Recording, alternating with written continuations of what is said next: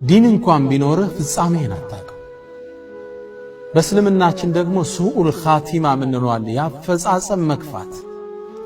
አሟሟት አይታወቅም። አሁን አንተ እንኳን ታፔላ ለሰዎች ልትሰጠው ግልጽ ነው። ፍጻሜ ቢከፋስ ዲሰው ተችተ ተሳድበ ያንተ ፍጻሜ ቢከፋስ ነገር ይሄ ሁለተኛው ከኩራት የሚያርቅህ። እኔ አንድ ልጆች አውቃለሁ፣ የተወሰኑ ወጣቶች ገና በወጣትነታቸው ኤጅ ላይ ጀማዓት ተክፊር ገቡ። ተውሂድ አጥብቀው ወደዛ እና ተውሂድ የሚቀራውን ሁሉ ካፊር ብለው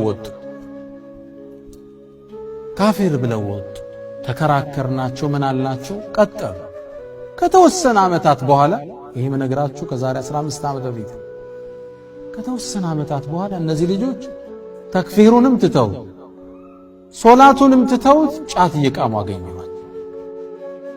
ያንዲ እኮ በቃ ምድር ላይ ከነሱ የለም ሰው እኮ የለም ከነሱ ነው።